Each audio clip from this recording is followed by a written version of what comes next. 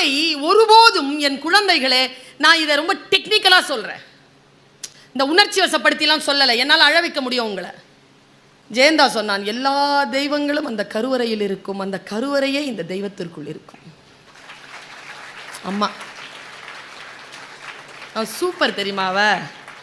நீ இன்னும் ஒரு 5-10 வருஷம் திருமணமாகி உன் மனைவிக்கோ அல்லது நீங்கள் திருமணமாகி உங்கள் கணவனுக்கோ உங்கள் உடலை ஒருவருக்கு ஒருவர் தந்து அதில் ஒரு ட்ரஸ்ட்டை ஃபார்ம் பண்ணுவீங்கள்ல, ஒரு ஒழுக்கத்தை ஃபார்ம் பண்ணுவீங்கள்ல, அதை விட முக்கியமானதை நான் ஒரு விஷயத்த சொல்கிறேன். அந்த ஆண் பெண் ஒழுக்கத்தை விட முக்கியமான விஷயம் இந்த உடல் இருக்குல்ல, நீங்கள் வச்சுட்டு உட்காந்துருக்கிறீங்களே, அது உங்களுக்கு சொந்தமானதல்ல, உங்களுக்கு வரப்போகின்ற இணைக்கு சொந்தமானதல்ல, அது முழுமையான சொந்தம். உங்களை பெற்றெடுத்த அந்த தாய்க்கும் அந்த தந்தைக்கும் தான் இந்த உடல் சொந்தம். அந்த உடலை தயவு செய்து நீங்கள் கெடுத்துக் கொள்ளாதீர்கள். அந்த உரிமை உங்களுக்கு கிடையாது.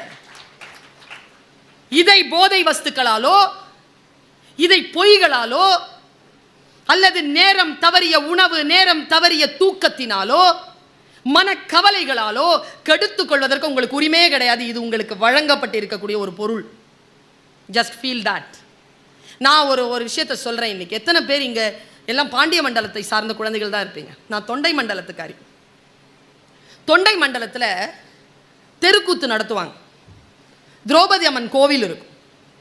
நாங்கள் ஆய்வுக்காக திரௌபதி அம்மன் கோவிலுக்கு அந்த கூத்து பார்க்குறதுக்கு போயிருந்த பொழுது என் கண்களால் நான் தரிசித்த ஒரு விஷயத்தை உனக்கு நான் அப்படி கடத்திட்டு போகிறேன்.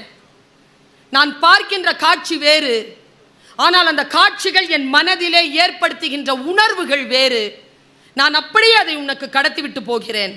இறை ஆசீர்வாதம் இருந்தால் உனக்கு புரிந்து போகும், இல்லை என்றால் காலதாமதமாகும். இப்பவே புரிஞ்சுக்கோ. ஏனென்றால் மறுபடியும் இத்தகைய சொல் வந்து சேர்வதற்கு காலம் கடந்து போகலாம். அப்போ நீ தெரிஞ்சுக்கிட்டனா ஒன்றும் செய்ய முடியாது. பாரு, 65 அடிக்கு ஒரு சிலை வச்சிருந்தாங்க.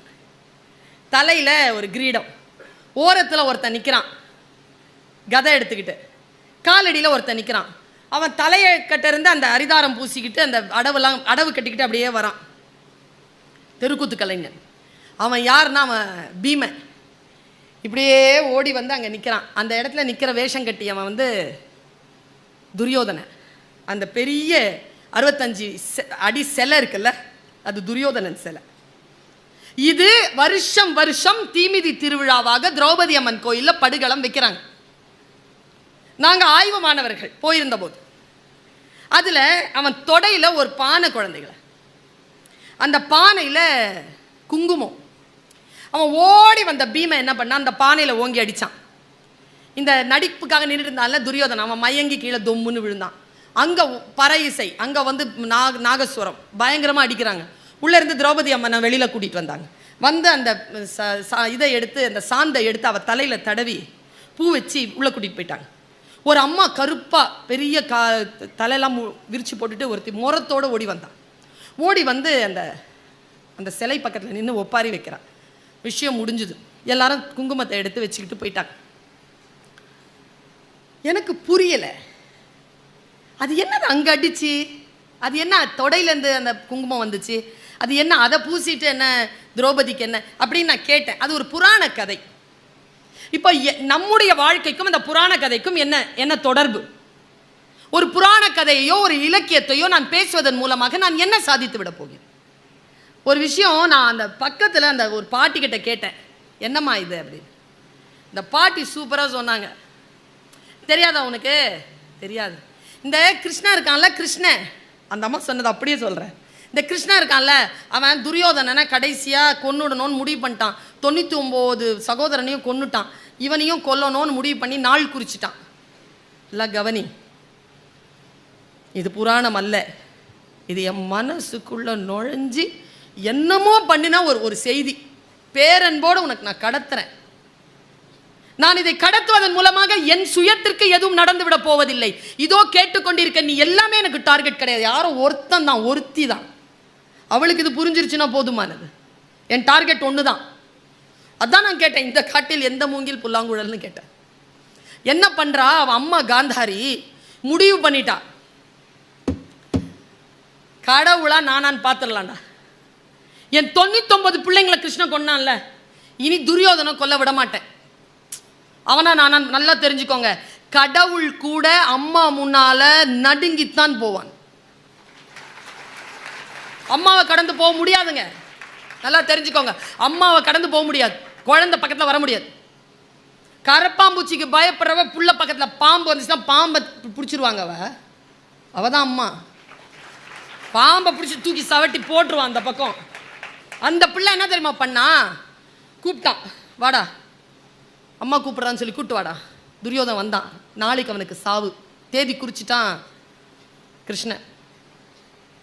பொறுமையில் சிறந்த பூமியும் உண்டு, பூமியை விஞ்சும் தாய்மனம் உண்டு.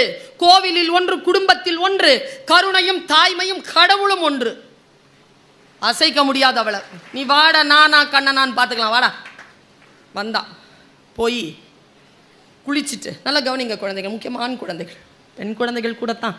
இப்போ எதுவும் இதுங்களுக்கு சொல்லவே முடியாது, உங்களையும் சேர்த்து சேர்த்து சொல்ல வேண்டியதாக இருக்குது, அவ்வளோ கெட்டு போயிருக்கீங்க.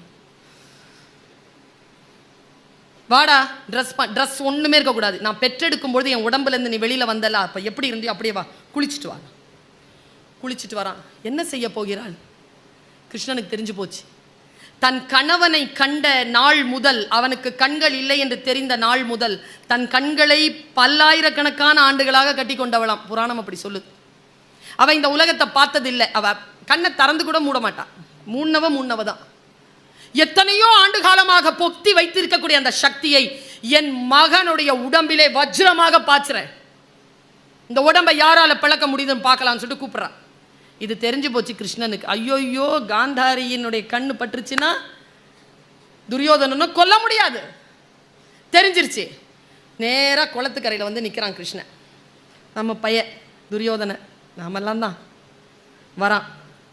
ட்ரெஸ் இல்லாமல் வரான். ஐயா சிச்சி சிச்சின்னா என்ன அப்படின்னா, என்னடா ட்ரெஸ் இல்லாமல் எங்கடா போகிறேன்? இல்லை அம்மா கூப்பிட்டானா இப்படி தான் வர சொன்னான். டேய் போடா, மறைக்க வேண்டியதாவது மறைச்சிட்டு போடா. ஒரு வாழை இலை தூக்கி கொடுத்தான். வாழை இலை எடுத்து இடுப்பை மறைச்சிக்கிட்டான். நேராக வந்து அம்மா நிற்கிறா. வந்துட்டியா துரியோ? வந்துட்டேம்மா. கண்ணில் இந்த எடுத்து உச்சந்தலையிலிருந்து பார்த்தாள். அப்படி பார்க்கும்போது வாழை இலை மறைச்சிருக்கு இடுப்பை. பார்த்துட்டு கண்ணை மூடிக்கிட்டா. தவறு செய்து விட்டாயே துரியோதனா, அந்த கண்ணன் வஞ்சித்து விட்டானே, நான் எப்படி பிள்ளை இல்லாமல் தவிக்க போகிறேனோ, கண்ணனும் யாருமற்ற அந்த வனாந்தரத்தில் அனாதையாக செத்து கிடப்பான்னு சாபம் இட்டுட்டு அப்படியே உட்காந்துட்டான். என்ன நடந்தது தெரியுமா? அவள் பார்வைப்பட்ட அந்த உடலில் எந்த பகுதியில் அடித்தாலும் துரியோதனனுக்கு உயிர் போகாது. அவள் பார்வைப்படாத இடுப்பில் அடித்தா உயிர் போயிடும். இதை நான் ஏன் உங்களுக்கு சொல்கிறேன் தெரியுமா? தாயிடமும் தந்தையிடமும் எதையும் மறைக்காதீர்கள். எதை மறைக்கிறீர்களோ அதன் மூலமாக உங்களுக்கு வீழ்ச்சி வரும். எதை மறைக்கிறீர்களோ, எது சொன்னாலும் அந்த குழந்தை கிட்ட, எது சொன்னாலும் உங்களுடைய தாய் கிட்ட, அப்பா கிட்ட, அப்பா இப்படி இருக்குது, என்ன செஞ்சிருவாங்க கடைசியா? அம்மா அப்பா தானே. அந்த வயதிலே உனக்கு சரி என்று தோன்றும். நான் சொல்கிறேங்க, இந்த மேடையில் இருக்கிறவங்களை கேட்டு பாருங்களேன். 20 வயசில் சரின்னு பட்டுது. இப்போ கேட்டு பாருங்க சரின்னு பட்டிருக்கான்னு. அப்போவே இந்த முடிவு எடுத்துட்டேன் மேடம், முடிவு மட்டும் எடுக்காமல் இருந்திருந்தேன்னா இன்னைக்கு. ஆமாங்க, வயது இருக்கு இல்லையா, அது சில தவறான விஷயங்களை ஊக்குவிக்கும். நீ அந்த வயதை கொஞ்சம் காலடிக்கு போட்டு நிறுத்தி, இப்பொழுது உனக்கு இருக்கக்கூடிய ஒரே வேலை கல்வி, அறிந்து கொள்ளுதல், தெளிந்து கொள்ளுதல், கற்றுக்கொள்ளுதல், நீ யார் என்பதனை இந்த உலகத்திற்கு சொல்லுதல், உடம்பையும் மனதையும் ஷார்ப்பாக வச்சு, இவ்வளவுதான் உன் வேலை. இது மட்டும் செய். உன் வாழ்க்கையில் பல விஷயங்கள் உனக்கு முன்னால் வந்து விழும்னு சொல்றேன். இப்போ உனக்கு ஒரு ட்ரீம் இருக்கலாம், அது attainable dream. Shift your self to நான் அட்டைனபிள் ட்ரீம். நான் அட்டைனபிள் ட்ரீம்குள்ள நீ போறியா? நான் அட்டைனபிள் ட்ரீம்குள்ள போறதுக்கு எவ்வளவு பயப்படுற நீ? ஐயோ அவ்வளோ பெருசா? அப்படிலாம் ஒன்றுமே கிடையாதுங்க. இந்த உலகத்தில் எதுவுமே இம்பாசிபிள் கிடையாதுங்க. ஐ ஆம் பாசிபிள் தான், அவ்வளோதான். அந்த சொல்லே அப்படிதான், ஐ ஆம் பாசிபிள். நான் எப்பவுமே சொல்லுவேன், எனக்கான மோட்டிவேஷனல் அந்த வேர்ட்ஸே அதுதான். உன்னால் முடியாது என்று சொல்லுவதனை வேறு எவனோ செய்து கொண்டு இருக்கிறான். உன்னால் முடியாது என்றால் யாரால முடியாது, யாரால முடியாது என்றால் உன்னால் மட்டுமே முடியும். இவ்வளோதான். நான் இதை பல இடங்களில் சொல்லியிருக்கிறேங்க. உனக்கு தன்னம்பிக்கைக்காக சொல்கிறேன்.